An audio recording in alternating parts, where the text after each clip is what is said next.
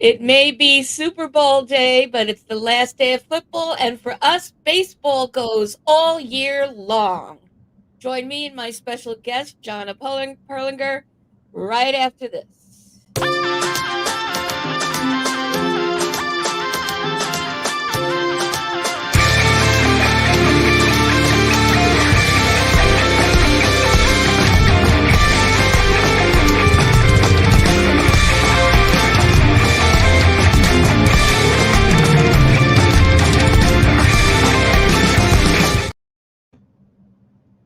Hello and welcome to Pinstripe Chronicles. I'm Lynn, and as I mentioned, joined here by my friend Jonna Perlinger from Babes podcast, who's sitting in for Chris today. And Jonna, just so happy to have you here. Thanks for Thank you. joining.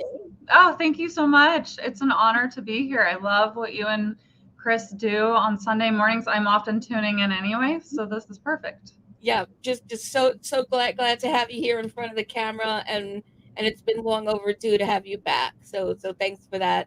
And I especially want to thank you for an hour early for you. Oh That, no. that would be pain for me.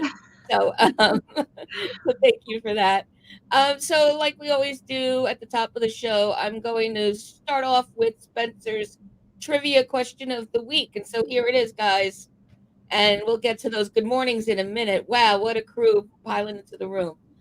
So here it is. Spencer's always on point here. MLB pitchers and catchers will officially report on Tuesday. For the Yankees, this means they'll be reporting to famed Steinbrenner Field, pictured behind me, coincidentally.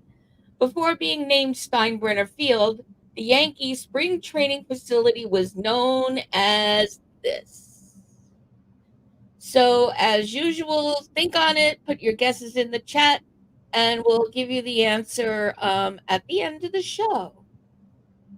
Thank you, Spencer, for that. That's a great question.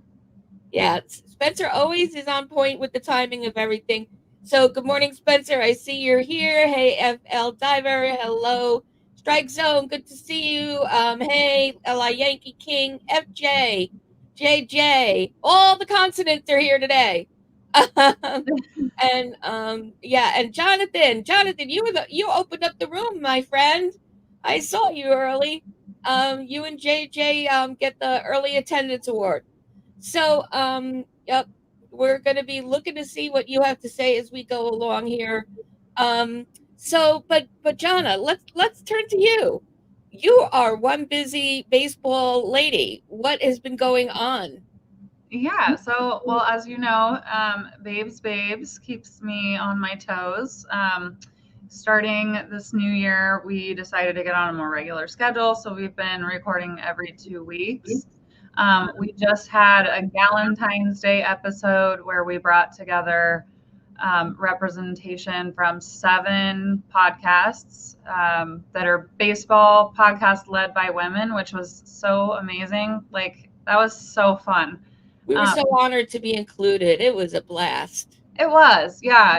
It's just good to be like in the presence of like-minded women who love baseball just as much as we do. So that was an honor. And actually, this coming week, we have an episode coming up with the executive director from Rickwood Field, where the Birmingham Barons played.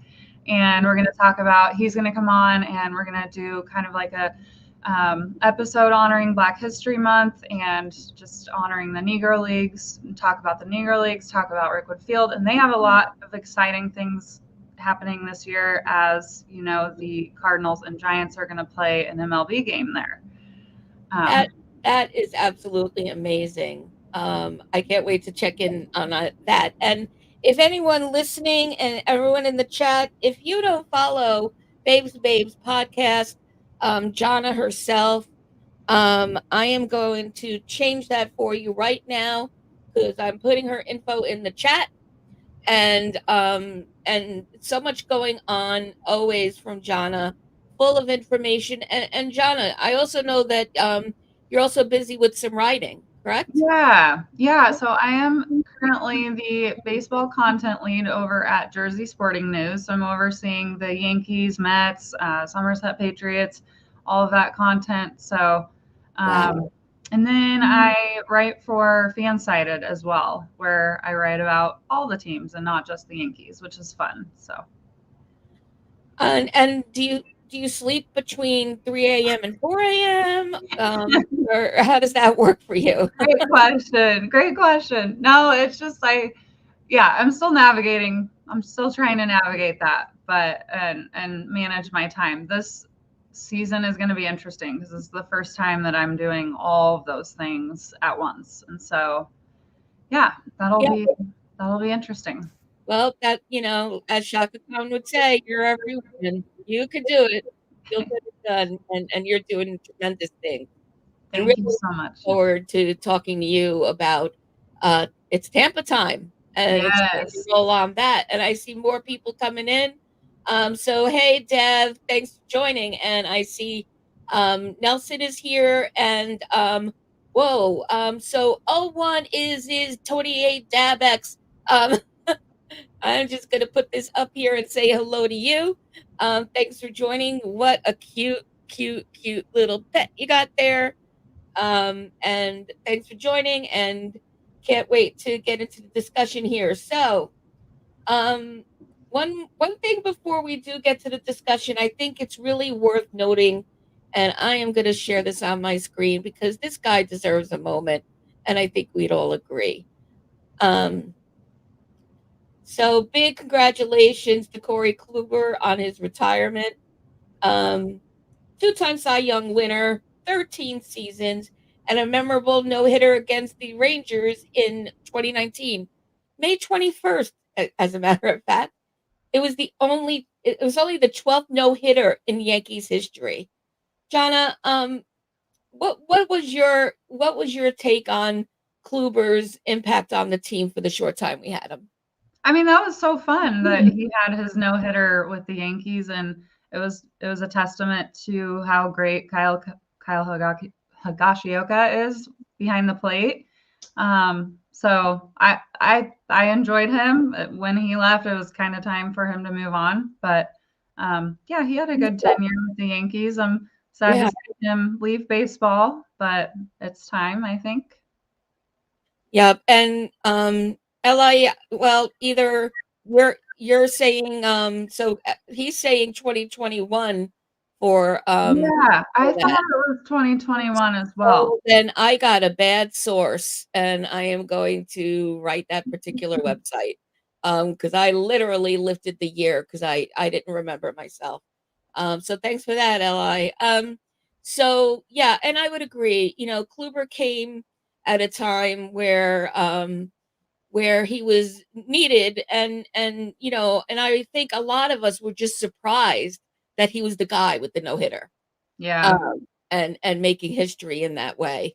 But good to see. I mean, he had a journey through baseball, right? Just like a revolving door of teams, and you always like to see a good guy make the choice to retire, and so just wish him the best of luck. Yeah. And so, before we pivot to all things Tampa, there were a couple of things that crossed the wires this week that I'm interested in talking to you about. I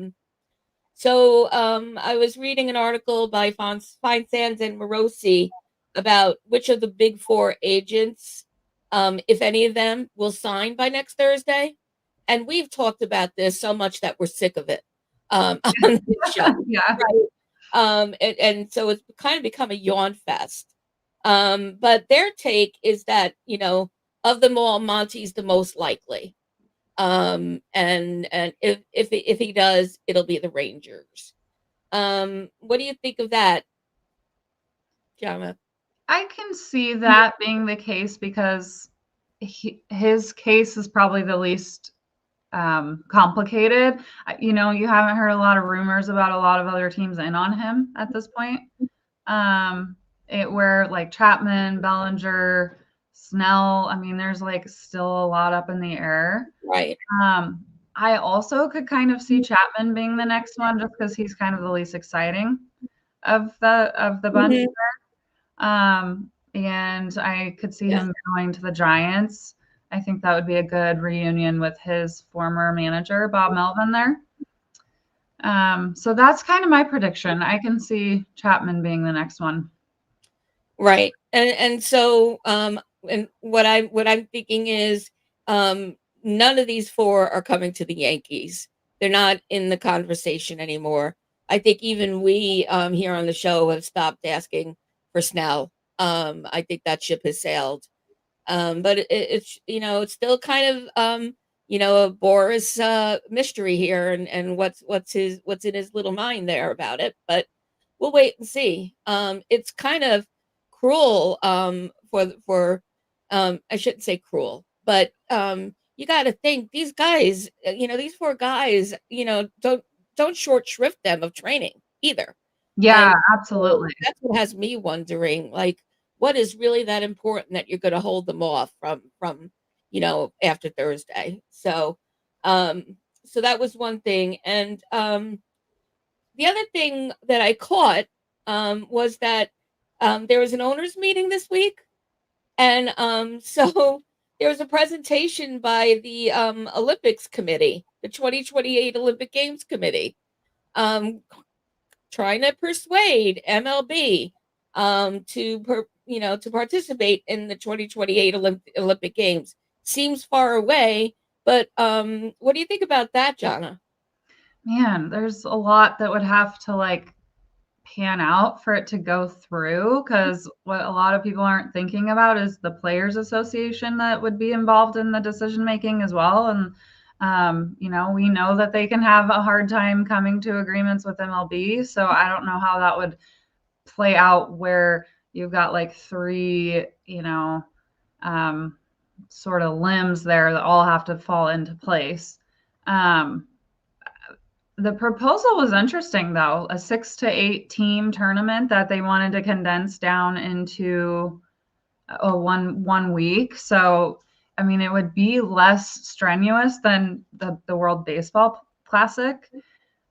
We know that players love representing their countries. They were really excited and honored to do that in the World Baseball Classic. So it like I think the players would like it, but I don't know. It just seems like such a disruptive thing to happen during the season. Like for me personally, I wouldn't want our players going and, and like risking injury or something and having, like obviously 2028 is in LA, but think like 2032 is in Australia, right? Like that's very disruptive in the middle of the season, going to like a different time zone.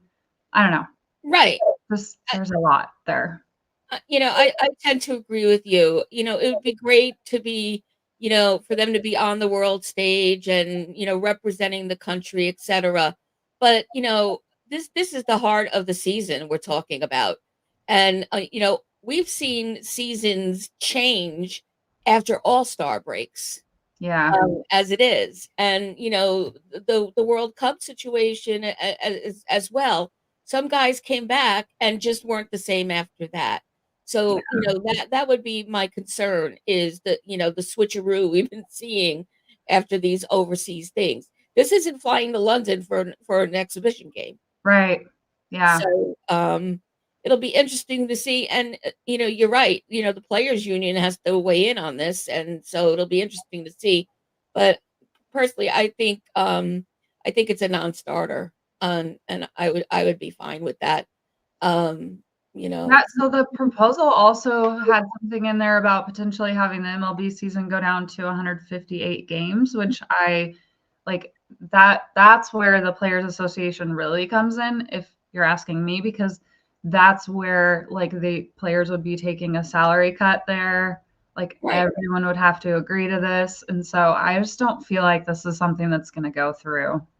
Right. I think it's a non-starter too. So Jonna and I are booking our prediction on that. We'll see what the payout is. But and I don't see it doing away with the All-Star game, but it's going to be, a scheduling, disaster nonetheless. And hey, Jonathan, yes, I should have mentioned that at the top of the show. My bad. I'm putting this up there. Thanks for recognizing. Chris has the day off. Everything is fine. She missed her grandkids, and so she went to go see them. So she'll be back next week, and I'll let her know you're asking. Thanks for that. Well, Um, and I'm missing Chris today too. So yeah, yes, as am I. yes, Um, but again, just so happy that you're here with us. So let's talk Tampa. Um, even though they're reporting on the 14th, seems like who isn't there yet. Everybody seems to be in Tampa, including yeah, players.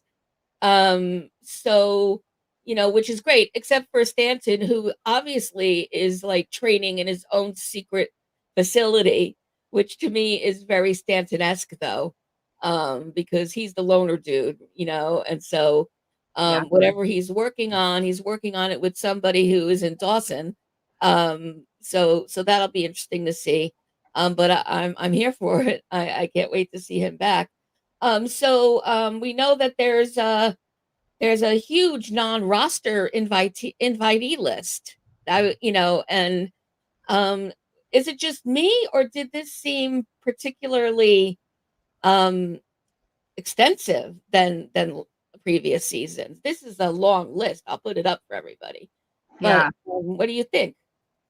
It's a really long list, but we do have a lot of exciting guys to keep an eye out on. So Yeah, and so here it is, and so there's there's some names here. Which names surprised you the most? And then I'll tell you what surprised me.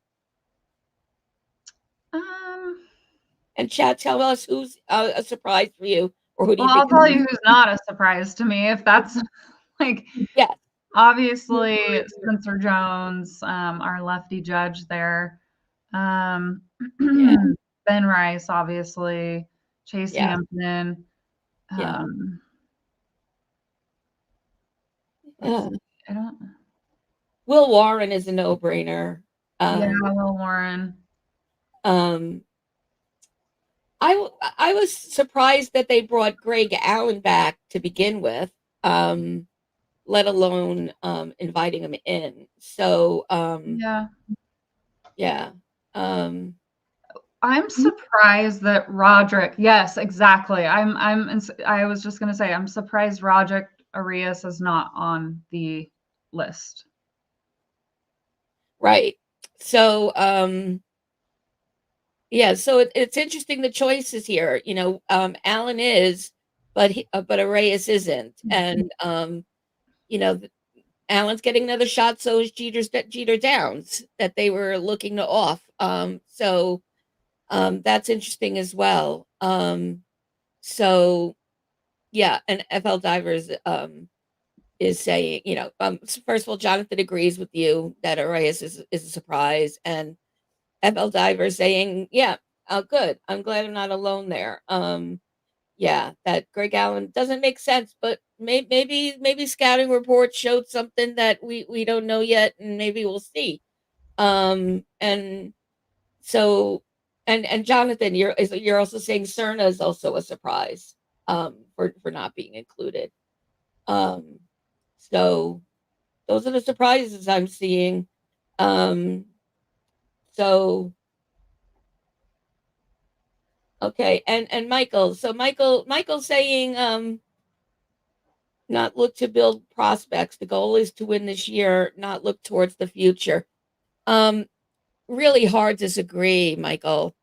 You can't be uni focused. You got to always look long term and see what you have that will be ready at any moment.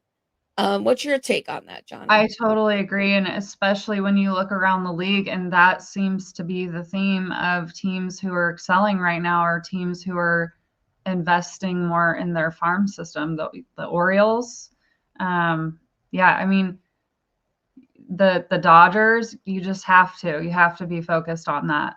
100%. Orioles now have the best farm system in the league. So yeah, we absolutely have to, but what we have to stop doing is hugging the prospects and Right. start losing them. Well, and we have a lot of upcoming free agents next year that aren't guarantees to come back. We have I mean, we have we're getting older. We've got Rizzo, DJ, like we're not Stanton, we're not getting any younger. And so yeah, we have to look out.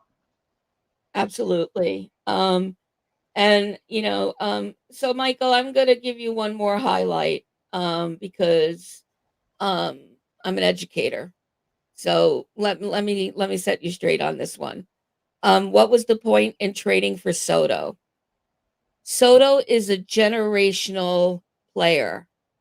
He is 25 years old and already projected to be the top of the league this coming season.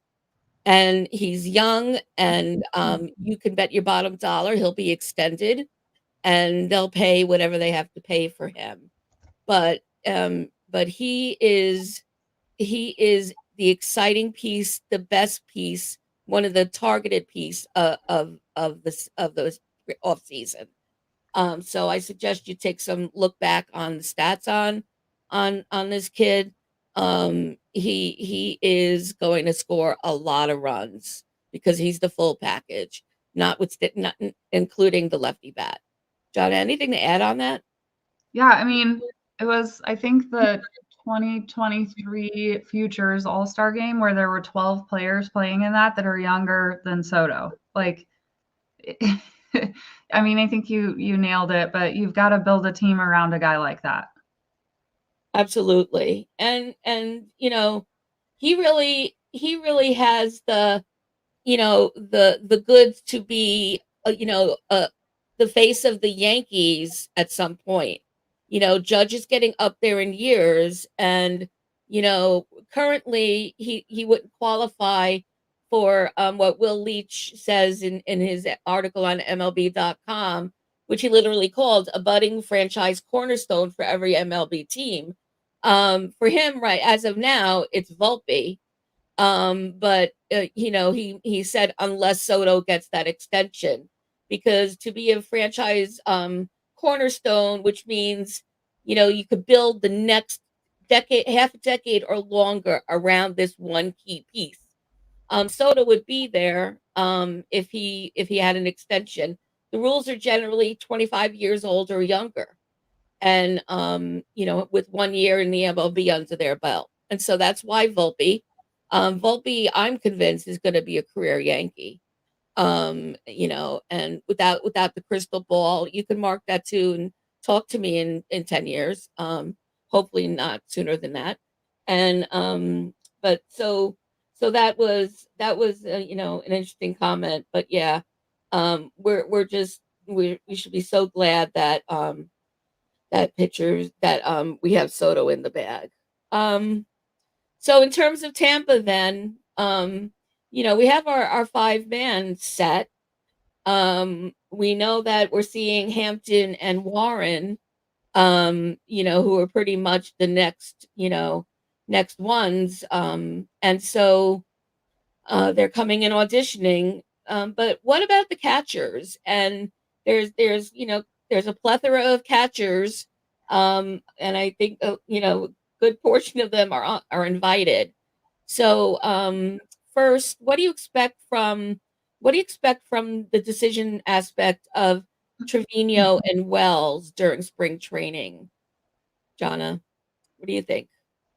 I mean, I think they'll be our two for sure. Um, yeah, Yeah, I'm surprised to see so many catchers on the invite list. That's surprising to me. Unless they want to give them a chance to showcase themselves, so that to give them even more chance to showcase themselves, so that they would position themselves for a potential trade at the trade deadline. right. I don't know. Yeah, I don't know either. And in my mind, the question about Trevino and Wells is it going to be based on the rotation and turn taking, or is it going to be a Girardi Posada kind of situation when Posada was just coming in, and Girardi had most of the rotation, and you saw Georgie in a different cadence. So Yeah. I think that's something maybe to look for. Yeah, that's a great question. I feel like, I mean, it's going to depend how they're performing at the plate too. Right. That's Um, very true. Um, Seems like, and I'm interested in hearing from you and the chat. Seems like Ben Rice is the number one guy, yeah. from the catchers, who'd be the first one called up. What's your take on that? Do you agree with that? Yeah. Yeah. I like Ben Rice. I think that's a natural, good next step. Hmm. Um, I really don't know a lot about him, to be honest, but Yeah, I don't have any numbers on him. I just saw him mentioned in every article this week, leading up to pitchers and catchers, the way Will Warren and Hampton have been on the pitcher side. So just curious about that. So JJ is saying that Ben Rice is compared to Mike Piazza of Mets. Well, if that's true, I could cheer for a Ben Rice. yeah. Um, that I'd be good with that. Um, and so Spencer's saying platooning, albeit very unequally. Yeah. So basically, what we were talking about. Um, so Oh, and CW is saying Ben Rice is better than Wells. So that's what he just put up in the chat. It'd be interesting to see, chat, how you feel about that. I didn't prepare for that for the show, but so I can't respond either way. Yeah. But whatever it turns out to be, we know that they're going to hold on to these catchers for a little bit. But I think after spring training, after they have their eyes out for who they want to bring up and add to the 40 man, we're going to see the catchers, shaved off first. So, and FJ, really good point. I did know this and failed to mention that, the other thing that Rice brings with him is that he could also be a first baseman. So yeah, so that's telling us he's staying whether he makes it on the 40 man or not. He's definitely not going to be a trade piece, I would think, because we do have to look out for Rizzo and DJ. Um, Yeah. and yeah, and we have Cabrera as our utility guy, but if Rice is already suited up and well experienced in that's a no-brainer to me. So yeah, and so in terms of the pitching, so we had our little talk at the top of the show about the big four. But do you think that we're done? It's the question every week. But has anything changed this week, everyone? That tells you that we're not done, and that it's not just going to be a natural pivot to calling up from AAA when we need to, and adding Warren and/or Hampton to the 40 man. My personal take on this is that the Yankees are content to move forward as is. However, they'd also be open to sitting down with with Boris again regarding Snell. If Snell were to come back and say, like, let's go back to the drawing table, they would absolutely do that. Okay, yeah, I think you're right about that. I think that Snell just wants a job. He's made that clear. And but he also wants the money, and so they all got to be getting a little nervous. So that's gonna be interesting. I don't think, and I think we put this to bed a while ago. Monty's not coming back. I saw somebody before we came on in the chat talking about if there's a chance for it. There's really no chance for that. And so I'll be happy. This front office has made my whole family upset. Um, I feel for you, Michael. Last year was rough. I think all families were upset. I think my cat was upset. Um, what about your dog, Oh, Jonna? absolutely. Harlan was very upset. They sensed the disgust. Yeah. They Um, know Michael K's voice by heart, you know. Yeah, but they're like, he usually says that thing about it is high, it is low. Yeah, Why exactly. isn't he saying that anymore, Mom? Um, but every source you look at, and we'll get to projections in a second. This has been the most successful off season across MLB, and I am going to pivot to that stance and stop complaining and questioning, because compared to everywhere else, and that they've done a really good job, doing a great job, and having a respectable off season, trade season doesn't have to please everybody. It's not going to please everybody. And by definition, Yankee fans are never pleased to begin with. Right. So I Yeah. think it was a successful season. And I'm even starting to open up my heart to Stroman. And yeah, that was tough, but a lot easier than some of the other guys, you know, um, that we've brought on or have had. But you know what? He seems sincere. And you know what? Even if he's not, just put up those numbers, and I'll be all good with you. Um, and they're talking about Spencer Jones in the chat. And so let's pivot to Spencer Jones for a minute, because he's been another hot topic. Um, so so Jones isn't ready. He'll stay in triple A. And so um I know that Jones is expected to be a star, but probably still needs a little more time in the oven to bake a bit more. But Yeah, again, absolutely. I mean, he's only 22 years old, you right, know? right, And we signed him in 2022, is that right? So this would just be his 3rd season. right. Yep. Yeah. And people could come back and say Volpe was 21 when he was brought up. Um, but then the other thing is, our outfield is pretty damn rich right now. Yeah, Um, that's not what we need right right, now. right. So might he be optioned up?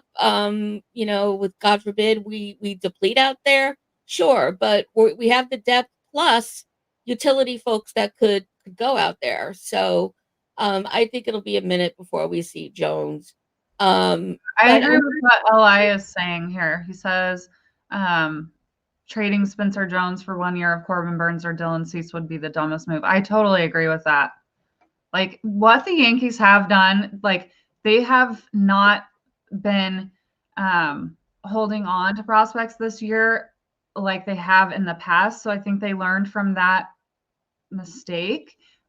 We did give up a lot, but like we can't give up anymore. We can't.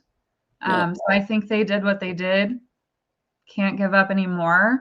But what I also think the Yankees did right this offseason was that they always had a pivot move for something that didn't go through. And they pivoted well, I think. yep, I do, and Li raises another good point, and I think you're right. That they traded for Verdugo and Grisham to keep Jones and Dominguez in AAA. So a lot of some of these moves, and I was corrected and learned something last week about one of them I was questioning, was to avoid other players in the farm from, getting released and put on waivers, etc. So, um, yeah, I think that and I'm kind of excited for Verdugo and Trent Grisham, see how they work out. So there's a lot to look forward to that we haven't been able to think we would have. And so let's turn to projections for a second, because they came out this week. So I'm gonna toss those up on the screen, and let's have a go around about this. So Pacoda put theirs out, as did Fangraphs, and their stars align. And that's not that common, right? So projecting Yankees to to be at the top of the AL East, to be the ones to make it to the championship, and this is my favorite part, will challenge Houston for the best record in the American League. I Love almost that. want to say that 5 times and perhaps turn it into a song. Because We and need to enlist our friend Kelsey Bird from He's Love Baseball, who is yes, she's a genius when it comes to making up I songs. know. I can't wait to talk to her about her whole background. But and apologies, Susie, if you listen. Um, nothing but love, but Yeah, right. um, these projections bring some good heart and hope to us as well. Um, were anyone surprised where Baltimore is in the projections? I personally am because I don't feel like Toronto has done enough Yeah. to um they like they haven't done enough to get themselves over the hump to really even be a playoff team. I'm surprised they have Baltimore under Toronto. Right. Yeah. Yeah, I would agree with Because that. what has changed in the last year between those two teams, you know? Like nothing really. No, and the other reason that Baltimore should be up is because of their acquisitions in the off season too. I don't know, the back end of business rules of these projections, but very surprised that Toronto's been pretty sleepy this off season. You know, Yeah. they went to sleep after they didn't get Yamamoto. I Um, did read that Jeff Passan believes that Toronto could be in on Bellinger. That he still, as of yesterday, believes that Belly could very likely go there. I could see it. hmm, yeah. I could see that. I think that yeah, Bellinger if the predictions were right from Feinsand and Morosi, if Monty is first, Snell will be right behind him. And maybe they're even neck and neck when it comes to that. Hey Joe, good to see you. Saw that you joined. Thanks for joining in.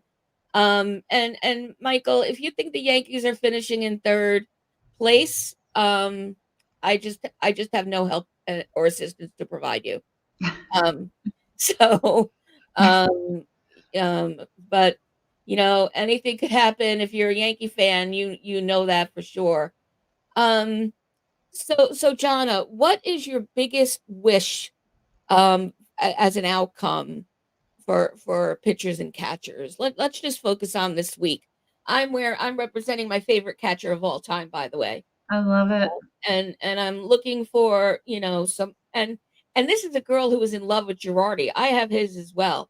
I was like, which one am I going to wear backwards today? But I went with the Munson, Love it. captain forever, our captain. But how are you feeling, and who do you see as being the breakout from spring training, both on the roster, on the rotation, and the prospects that were invited? I mean, that's a tough question. It is. I am hopeful for Nestor and Rodon that they're going to come out and be ready to go, but this is probably a hot take, like maybe an unpopular opinion, but I'm pretty excited for Clark Schmidt because, and like people aren't, I don't think anyone would agree with this, but like I felt like he came a really long way last year. Overnight, he was an innings eater, and all of a sudden he's a starter, and all of a sudden he's our second best starter. I felt like he came a long way. A lot of people would argue that um, we couldn't leave him in very long. He could last like 5 innings, but if you look around the league, that's like become the average. That's the Yes, average now. right. Yeah, I think Rodon is ready to go. Like I think last year probably was enough. Like we heard what he said when he walked away from that last series in Kansas City. He was like, I'm gonna go into hiding. I'm gonna, he was ready to go like be like with himself and just like, move on. And I think he's gonna be ready to go. But yeah, I'm excited for Clark Schmidt. Yeah. You know what? I am going to, have what you're having and go with that as well. And hey, Donald, you snuck in on us. Hey, Ford Train, Maza, good. Yeah, thanks for joining. Good to see you. And yeah, I think that you're right on with that. I think that everything you said from, the fifth inning being like one of the big criticisms, we got to relax on that. And I think that he has talked a lot during the off season about, expanding his arsenal and working on the pitches that didn't fare so well last year. But he pivoted extraordinarily well to starting rotation and unexpectedly on the spot. So and just really settled in and grew to that role. And Joe, I would agree. I mean, who wouldn't agree? Yeah, We want him to cut down on the high pitch count. And that's where Blake's going to step in, I believe, and I hope, and help him with that. So we're just, I think we're exactly on the same page for that. Um, I and think we're gonna have a strong bullpen again too. Like I really think we're gonna have one of the strongest bullpens out there. I'm really excited for to see what happens there. I thought Caleb Ferguson was a great addition. When we didn't get Wandy, like I think that was a great pivot right, for yeah, us. He's younger. Yeah, I mean, if you look at the numbers, let's see, I wrote an article last week about this, so maybe we can drop it in the notes, or I can drop it in the chat. But compared to Peralta, who posted 8.5 strikeouts and 5 walks per 9 innings, Ferguson posted 10.44 strikeouts and just 3.43 walks per 9 innings, which was the 8th highest strikeout per 9 innings among left-handed relievers in the entire league. So I'm right. excited about him.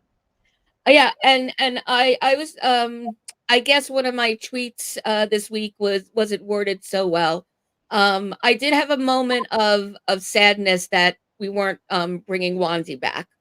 Yeah, Um I think we all did, yeah, I mean, everyone that listens to me and knows me, I do have a sentimentalist part of my fandom, but in no means was I saying that I wasn't happy about getting Caleb Ferguson.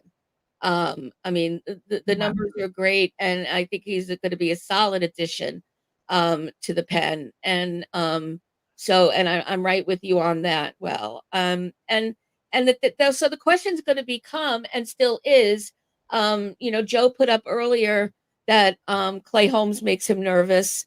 Um, I know there's some guys in the chat that I've said that to elsewhere or here so many times. I'll be good with not having to bite my nails down to the tops of my fingers next year, with either Holmes doing something magical in the off season and during training and making us feel more confident in him, or taking a look at some of the ones we got, and you know and I know Elliot, Spencer, I saw you put something in about, well, if we get better pitching, we could always pivot Schmidt to the back to the bullpen. And that kind of a conversation has been going on for a while now. I'm just happy, Spencer, that you didn't say Cortez, because that's been the big discussion for weeks. To relegate him to the pen. And here we are. Here we are at the week where the proof's going to be in the pudding. The time starts on Thursday when they start working out. So we're gonna have to see. And I want Rodon being back to what we were supposed to see and didn't get to see last year. and I want to see Nestor coming back to his best nastiness ever. So, let's hope that that's definitely what we'll see out of the pitchers.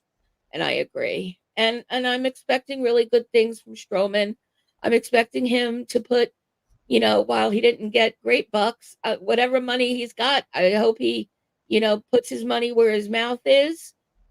Keep that mouth quieter than it has been ever before, and just show us. And I'm open, and like I said, I've pivoted to, I'm in like with him. I don't like him yet.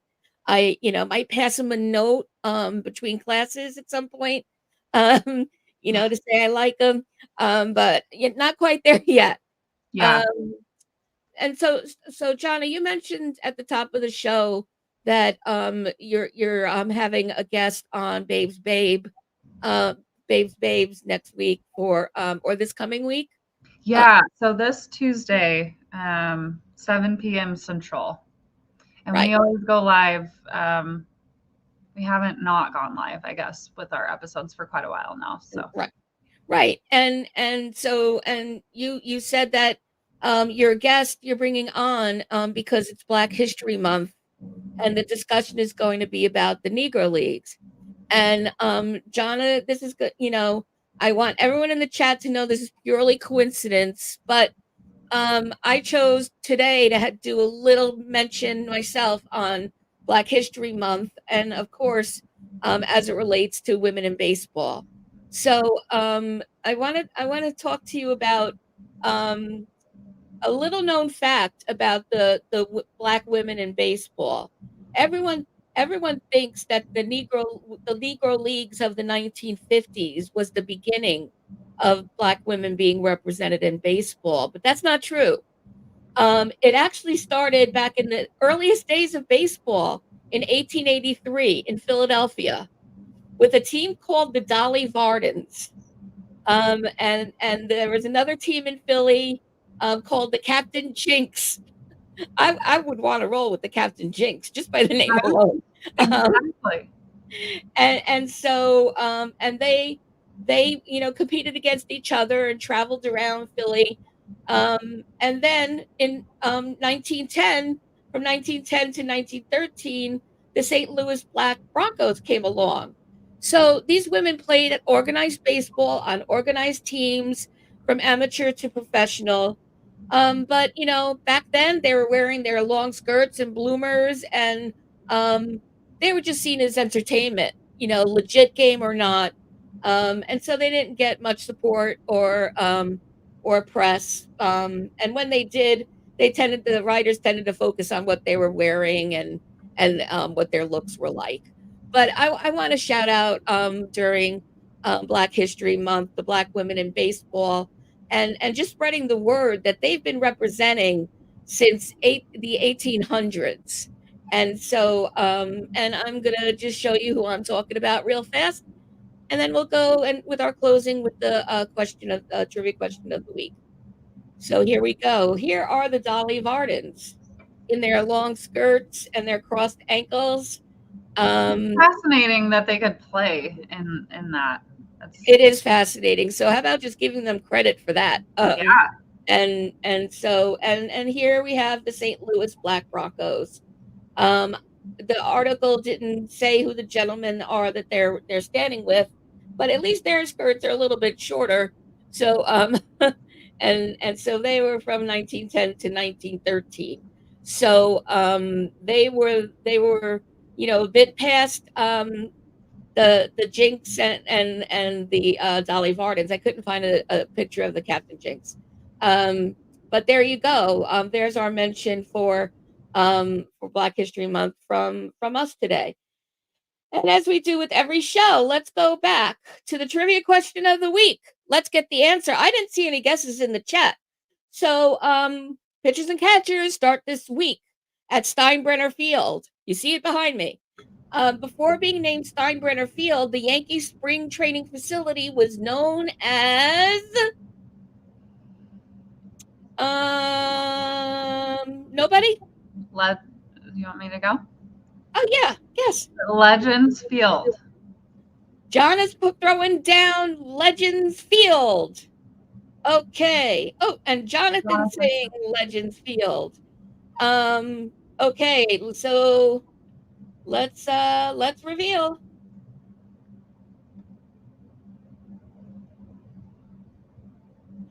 Taking me ridiculously long. Legends Field. Okay, Jonna and Jonathan, good for you. And thank you, Spencer, for the question. Legends Field, and well named it was. When you think about the guys that trained on it, back in the day. So, Jonna, I also want to throw up your numbers, your contact info in the chat one last time. You guys, if you're not following Jonna on your socials, why not? What's wrong with you? Wake up. You're gonna want to catch Babes podcast. It's on all of the platforms, including here on YouTube.